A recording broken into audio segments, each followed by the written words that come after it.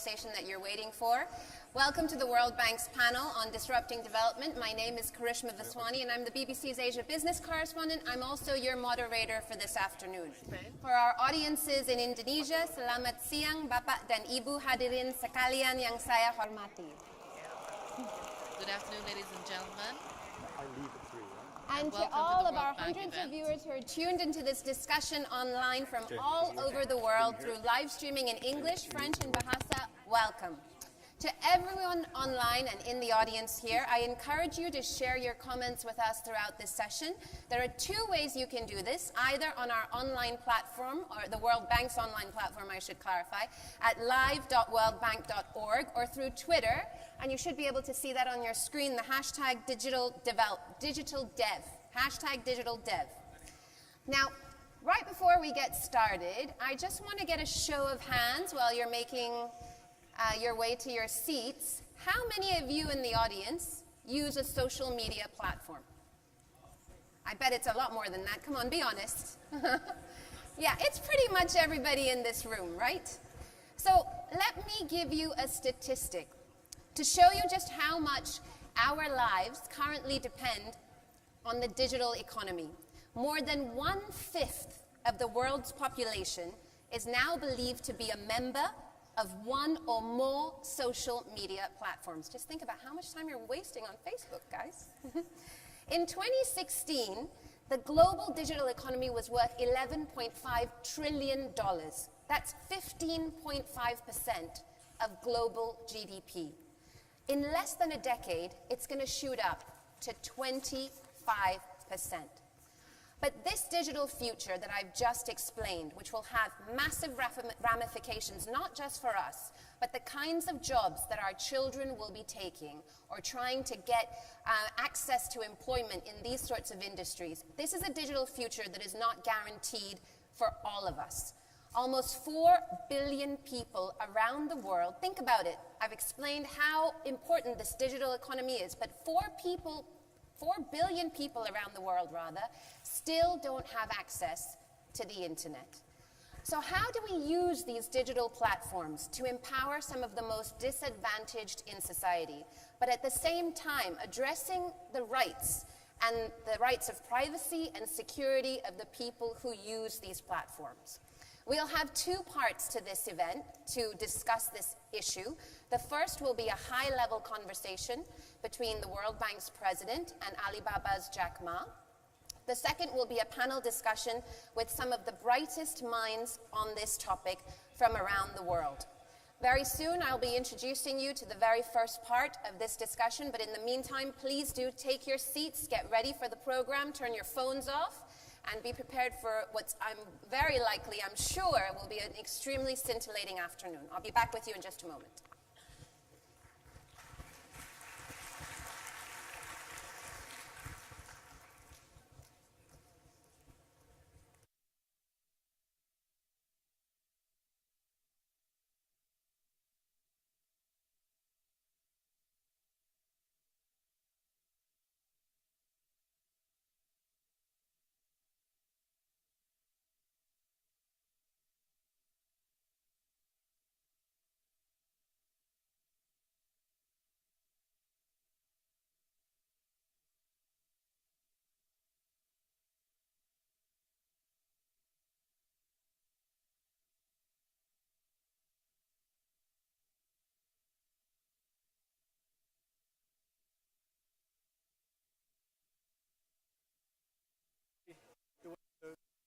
Get the best evidence from that. They'll tell you. Ladies and gentlemen, please join me in welcoming 2 men who need no introduction, the World Bank's president, Jim Kim, and Alibaba's Jack Ma. Good to see you again. Great shirt. Great shirt. Oh, right here, okay. Go ahead, sir.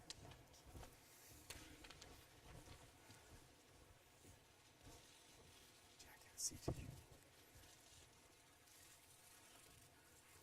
Jack, I think they're not here for me. Well, thanks. We all come here for you. No.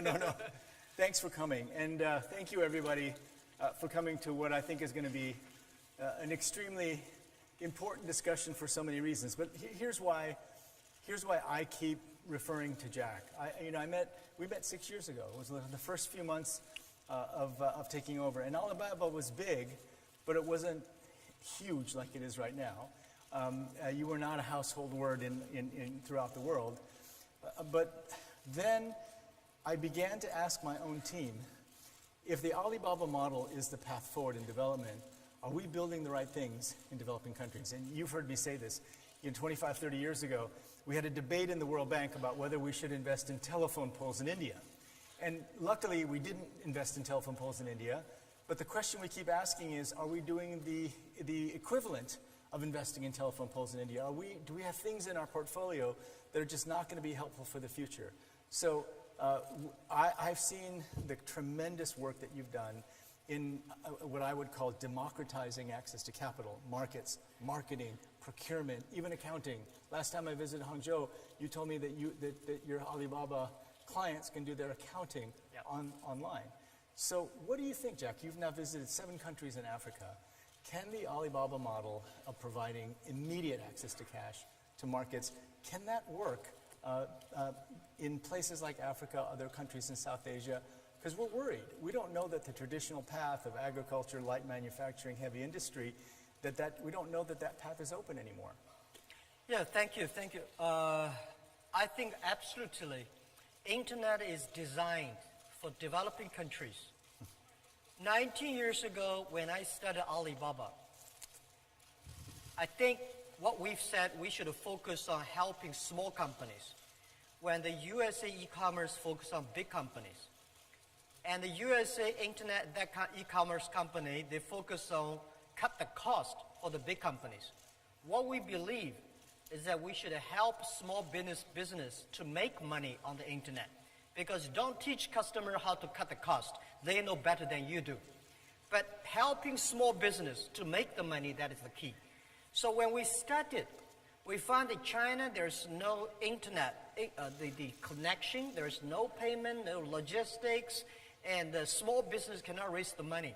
So in the past 19 years, we said if there's no infrastructure of the marketplaces, so we should help small business to reach the market.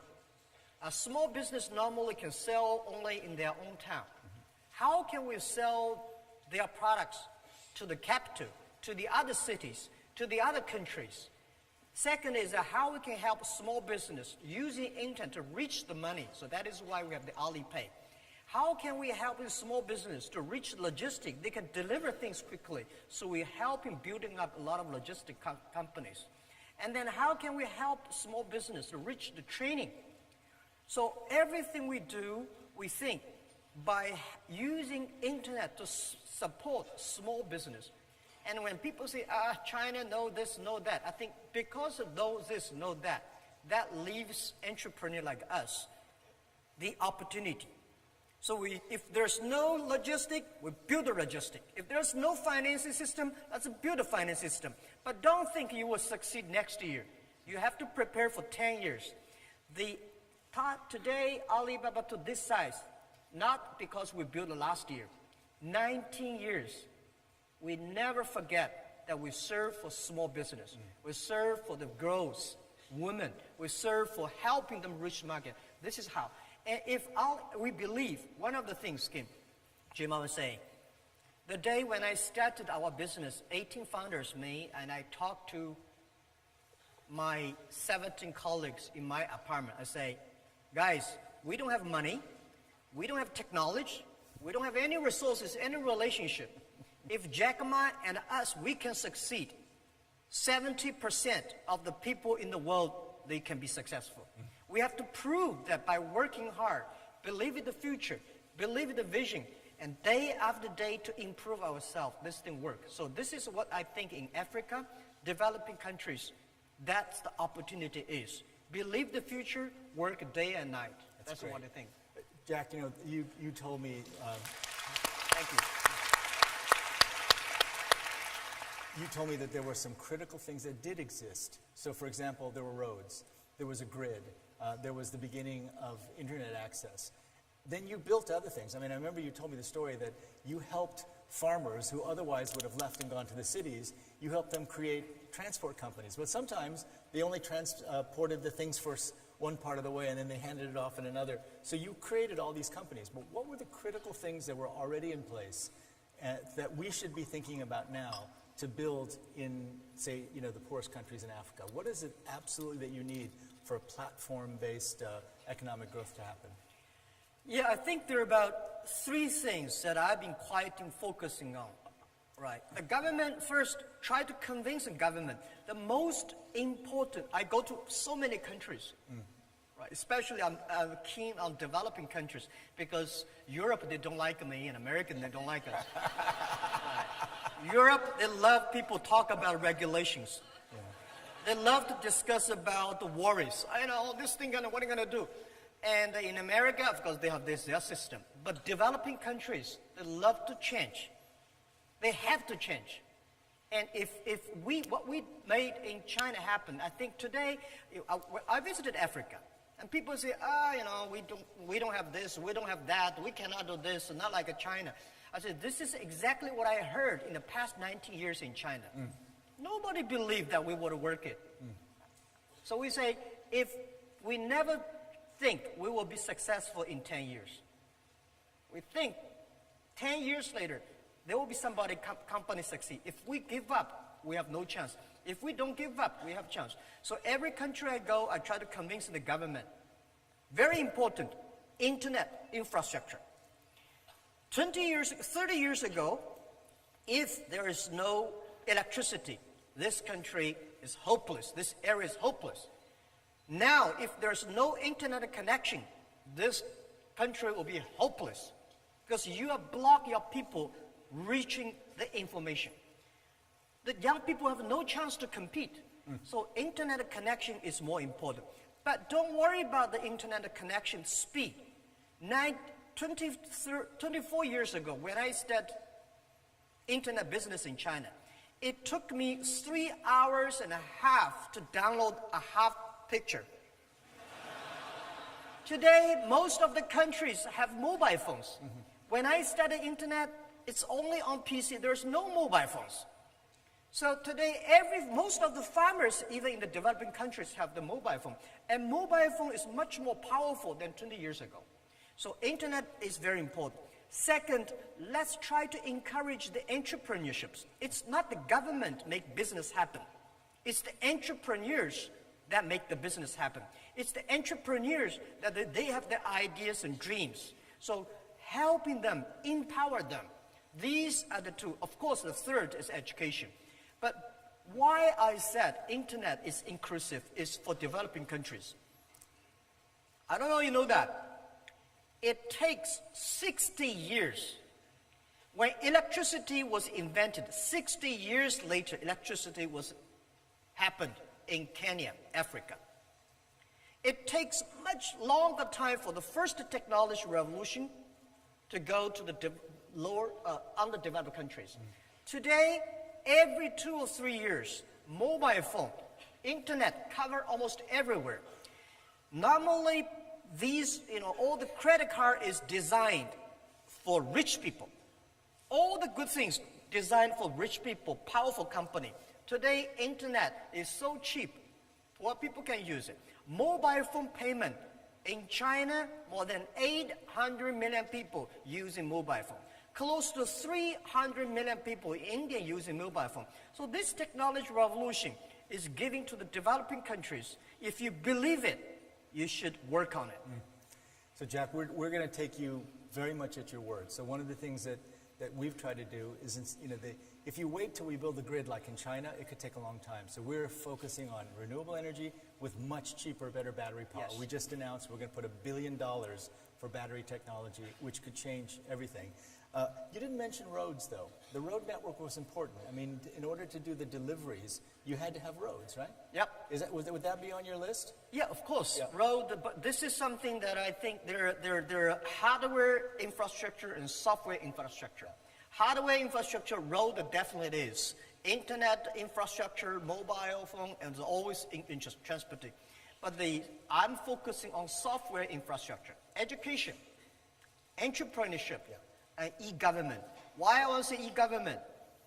Because if the government is not the electronic, government will never be smart enough. And if the government is E, then government will be transparent, no corruption, open, connect to everybody. So this is what we think. I'm pushing on that. Yeah. The road definitely is if you want to be rich, you have to have the road.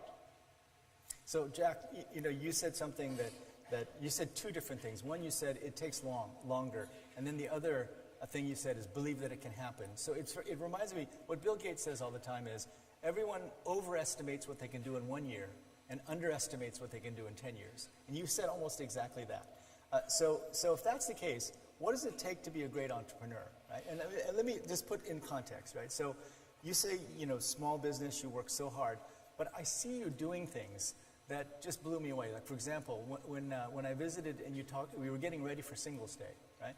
And I asked you, why on earth did you do this? You created a holiday. It's like Mother's Day, right? Yeah. Hallmark Cards created Mother's Day. You guys created Singles Day. And you have to scale up so aggressively in order to be able to handle all that traffic. And then after you do that, then you have excess capacity. Yep. And you were doing things like predicting the winner of singing contests, right? Yeah. Why? So how does that fit with the mindset of an entrepreneur? How are you trying to, what is it? Because you're doing things I've never seen anyone do before. How does that then translate? Because I know you're trying to teach others about entrepreneurship. What are you teaching them? What do the people here need to know about creating an entrepreneurial culture? Yeah, an entrepreneur, first you should have your belief. When you have a belief, you have nothing to worry about. You don't fear, right? If you don't have a belief, the VC said, if you do this, you're going to raising money. Then you're in trouble. So what you have to believe is what kind of value you bring to the customer. I am a believer, and I go anywhere say this. The Wall Street don't like this, but I go to Wall Street. When I raise money, I said, customer number 1, employee number 2, shareholder number 3. And one of the shareholders said, if I had known, Jack, that shareholder number 3, I would not buy your stocks. I said, please sell to now. Because it's the customer that pay us. It's the employees that work hard, we work together. If the customer happy, employee happy, shareholder will be happy. So believing is very important. Second, you have a great team. So you have to have the thing that believing is IQ. And EQ is working as a team. So if you want to be successful, better to have EQ.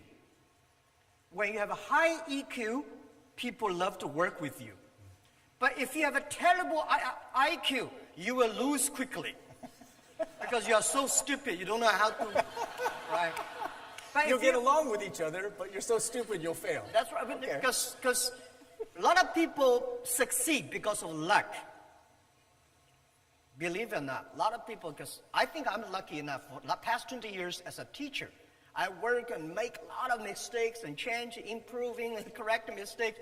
I survive. I don't think I'll be lucky enough because my IQ can never compare with my colleagues. They are much smarter.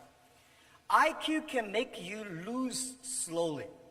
EQ can make you find good people working with the people. But if you want to be respected, if you want to have a big heart, you should have LQ, the Q of love. So these 3 Qs are very important. You should have the Q of love, care others. You should have the EQ, work with the others. You should have IQ, you know what you are doing. Based on that, and then giving times, things will happen. So Jack, earlier today you told me that, the greatest soldiers are fearful. Entrepreneurs have no fear. What did you mean by that? Well, entrepreneurs, we never fear. Generals, soldiers fear because there's a war they kill. Business is not about killing. Competition it's a fun part of the business. We say, entrepreneurs, we don't cry, we make our competitors cry. Right? It's wisdom. It's not about killing. If you try to killing all the competitors. You're a professional killer. You are not an entrepreneur. Entrepreneur is that you improve by how can you make your better services by competition. And I think today politicians fear, and a lot of people fear, right? That, as I said to the Director General of WTO, when you put 200 ministers in one room, try to agree on something, it's almost impossible. But if you put the 200 business people in one room, we can work out something. And we never fear because we can always work out something. So how did you develop this fearlessness, Jack? I mean, when I first met you, you told me the story that when Kentucky Fried Chicken came to China, you really wanted to work there. And there were 24 applicants and 23 jobs, and you didn't get a job at Kentucky Fried Chicken. You applied to Harvard 10 times and were rejected each time applying to Harvard. So how did those experiences teach you about being an entrepreneur? Well, are they true stories, by the way? Yeah, this is a true story. I applied a lot of jobs, all failed, and then I tell myself, maybe I should do myself. As an entrepreneur, business people, you have to get used to be rejected. Why people should help you? People help you, that is very unusual. Right? Why people should help you? People don't help you, that is very usual. So as an entrepreneur, you have to get used to, well, you're rejected. As a salespeople, you go out, to sell something. You should tell yourself, today I go out to visit 10 customers, they will all say no, which is usual, so you came back with happy. If you sold one of them, you are extremely happy, you are better than you think. So this is optimistic. And when I started my business, people don't want to join my company. Because they say, internet, I've never heard about a company called there is a company doing internet. There's no even a word in a dictionary called internet. And the name Alibaba is so strange, right? And this guy always failed, never even get a job. They want to put a, so I said, guys, I tell to their wife, their parents, their husband, people who joining my company, our company, I'm sure no policeman will knock our door because we'll do criminal things. I promise tax bureau will not come to our company because we try to sneak away. These are the things I promise everybody in the company and their family, that we will never do any criminal things or bad things to the society. And I will promise that everybody will have tough lives. I will never promise you will be rich, you will be successful, but if we work hard, something could happen. And this is what we did. And I'm telling even now, we have so many people join our company every year. If I got a chance, I tell them, it's not Jack Ma give you the opportunity, give you the job. It's you created the opportunity for yourself, for everybody. And nothing to fear, because we never thought about sneaking from tax. We never thought about doing illegal things. We never thought about, and we're not allowed to do that. What do you fear?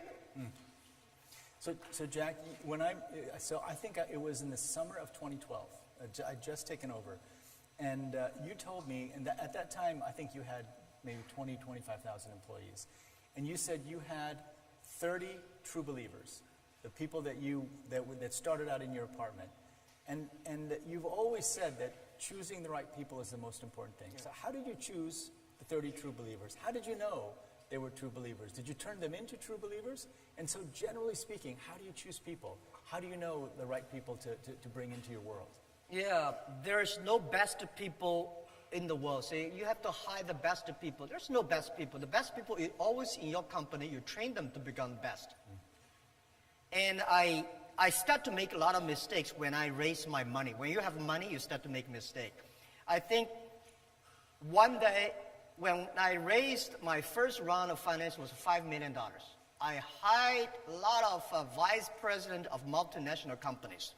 One of the VP of marketing came to me, he gave me a proposal. He said, sir, this is our next year's marketing plan. I said, oh, $12 million. I only have $5 million. He said, I've never done a business plan below $10 million. So I said, all right, it's not his fault, it's my fault. It's a Boeing 747 engine. When you put into a tractor, the disaster comes. None of them are happy. So you have to hire the right people. So the people I choose, they have to be optimistic. Because as entrepreneur, if you're not optimistic, you're in trouble. You should have the good IQ at least. Right? If you're not a good IQ is important. And the next thing is that they ready to learn. I hate to hire people who came as expert because there's no expert of future. There's always expert of yesterday. We are entering the world. And we don't want people to join the company and say, Jack, what do you want me to do? I hate that. Say, I don't want you to do anything. What you can do for us. This is more what you can do for you. This kind of people ready to learn, fearless for the future, believe in the future, and teamwork, smart enough. Giving them the time, they will come. And then we train them. Let them make mistakes. So, Jack, you've started now working in Africa, and you're bringing Africans to Hangzhou and teaching them about entrepreneurship. Tell us about that. How's that going? Yeah, I visited, thank you so much for keep on telling me I should go to Africa, right? 6 years. 6 Jack. years. 6 years. So since last year, I visited the first trip to Africa, because before I went to Africa, I had poor, disorder, all these things. When I visited Africa, I was amazed. Young, energetic, African people are fearless, right? Today, in the world full of fear, any country you go, people worry. But in Africa, young people say, yeah, we want to change, we want to do. And they are young and energetic. There are so many things. And the good thing is, not like China, we're polluted. They are so clean air. But people say, what can we do? So we think there's a great opportunity in Africa for the internet, right? The internet infrastructure is bad, no logistic, no electronic payment. But the potential there, the mobile phone coverage is good, and the government want to change, young people want to change. So we decide to invite 1,000 entrepreneurs in next 5 years come to Hangzhou to 10 days training. We tell them what happened. We take them to the rural areas of China, how we help the farmers, how we make the logistics from zero, how we make the payment. After 10 days, these guys full of energy, they all rush back to the Africa. We are on the mobile phone every day. You see these people. They think, yes, now we know what should we do. We should learn from China, but never become China next year. Maybe 10, 15 years later, there will be a lot of Jack Ma's, a lot of Alibabas, a lot of Alipays in Africa. So I think this is I feel excited about. This is something I can do much better in my life, in the rest of my life, than be the chairman and CEO of Alibaba. Well, let's talk about that. So you're retiring, and Jack and I were just meeting, and what I said to Jack was, Jack, you can't get away from this, because we're now, if we're going to take the model that you built and extend it to the rest of the world, I don't want you going and doing kung fu and relaxing and off somewhere else. You have to engage. But then you told me, which was very encouraging, that this is now what you're going to do. You're going to engage. How is that going to work? So there's the 10 by 1,000 program. Our IFC team is working with you guys. We're very excited about it.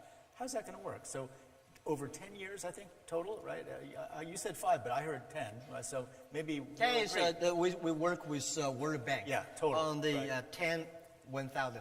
Next 10 years, every year, 1,000. So how is that going to work? Because you're going to get them excited, that's for sure, right? But what if they go back and there's not the infrastructure or the things that are already, I'm sure we're going to provide financing, with all kinds of things that we'll do. How's that going to work? And how are we going to take that 10,000, the 10,000 people you'll train, and then begin to build the core of what could be the growth model for the future for Africa? How's that going to work? Yeah. For every entrepreneur we invite to China, the first lecture lesson I tell them is about, if everything is ready, you have no value. As entrepreneur, because things are not ready, that is why the society needs you. Because things are not ready, there's no this, no that. That is why we need entrepreneurships. So this is what I think. And next thing is I retire from the chairman position because to me it's not retire, it's a job rotation. I go back to education. I think education is more important than technology. Operating company like Alibaba, I'm a bit old. But doing education entrepreneur, I'm quite young. Next 30 years, human beings are facing huge challenge of technology, disruptive technology. A lot of people losing job. The way we teach our kids in the past 200 years are for the industrial period. Machine will do better.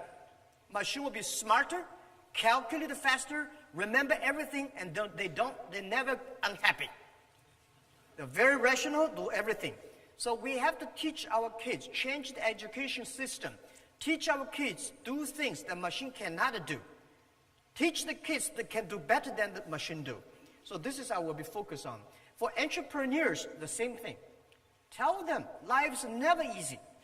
Today is difficult. Tomorrow is much more difficult. But the day after tomorrow is beautiful. Most people die tomorrow evening. And how can you survive today and tomorrow? That is the key. And we will never teach people how to be successful. Harvard, Yale teach people how to be successful. We want to share people what kind of mistakes we make. It's the mistakes, lessons we learn, we make progress. When people learn too much successful stories, they think they can successful easily. No, that's a wrong way. Teach people how to face the challenges. We teach people a lot of mistakes, failure, not because they will avoid it, because when the mistake, failure comes, how can they face it? How can they challenge this, crack this? This is how we think. So I think this is entrepreneur, that is education. So they're holding up signs telling me we have to stop. But Jack, IQ, EQ, LQ. Yeah. We learned that today. That optimism has to be a way of life. Right? And curiosity is also important. Curiosity is a way of life. Be fearless. Be humble in the face of the future, because there's no such thing as an expert of the future. The internet, entrepreneurship, education, you also told us about. So there's so many young people here, and not so young people, I see. But Jack, I watched you over 6 years. You were a phenomenon. I mean, a lot of people in China knew about you. My own IFC teams, we had invested in Alibaba early on. They wanted me to meet you. But now you're a global phenomenon. I do remember, though, we met in Davos one year, right after you went public. And you told me, oh, my life is miserable right now. Because you said, at the beginning, everyone said that Alibaba couldn't do anything. And it gave us energy. Now, everyone's saying that Alibaba can do everything. And it's a pain for me, right? But you've gone through all that now. What would you tell this group of people? What are the most important lessons that you've learned in this really extraordinary life you've led? Yeah. Well, I think young people are the hope. So for me, if I want to keep my hope, I spend time on the young people. And every young people, I try to tell them life is not easy. I try to tell them that you come here not to work, but to enjoy yourself. You have to enjoy the work you're doing. You have to believe the things you're doing. You have to like the people you're working together. But the other thing is, ask everybody, whether young people, old people, ask us 3 questions. I keep on asking myself these 3 questions in the past 5 years. What do you have? What do you want? And what do you will give up? A lot of people don't ask, what do you want to give up? Oh, what do you have? Yes, I have nothing. And what do you want? You have a lot of things. And what will you give up? Always think about these questions. And then you will be fearless, you will be optimistic, you will know what you want. And this is when you're going on that, you will never sort of get lost. Wow. Thank you, Jack. That's amazing.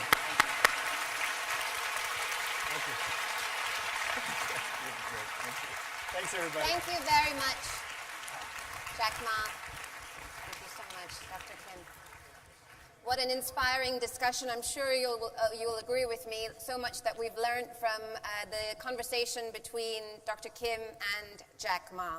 Now I would like to move on to the next part of the program where we look more closely at this issue, both the challenges as well as the opportunities. We have a packed panel ahead for you today, so I would like to call up to the stage Minister Heng Swee Keat, the Finance Minister of Singapore, the Secretary of State for International Development and Minister for Women and Equalities of the United Kingdom, Penny Mordaunt, Mats Granrud, Director General of the GSMA, Nandan Nilekani, Co-founder and Non-Executive Chairman of Infosys, and Nicola Miahi, Co-founder and President of the Future Society. Please do make your way to the stage, ladies and gentlemen, panelists.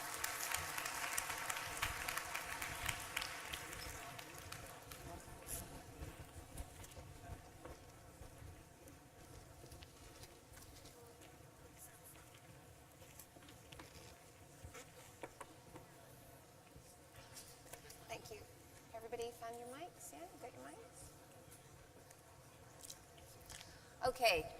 While everybody's getting settled, that was a really hard act to follow, I know, guys, but I'm sure we'll have lots of interesting pointers for you today. Although I've certainly taken away from that discussion between Dr. Kim and Jack Ma that I need to improve not just IQ, EQ, but LQ, something that we can all do with a little bit more of. I'd like to start the discussion this afternoon, once everyone is settled. Yeah, why don't we get underway? Secretary Mordaunt, lovely to have you on the panel. In the work that you do, you probably get to see more than most what works and what doesn't work in terms of technology in the world of development. How are you using digital technologies to change what the UK does in development work? Thank you. We have always at DFID used technology, but this year in particular we've launched a new digital strategy because we think it is the margin of victory in everything that we do. We have a great track record from mobile money to solar energy kits to 3D printing in the field, all sorts of things, using drones increasingly. But we've really brought in initiatives that step this up. So tech call-outs, part of the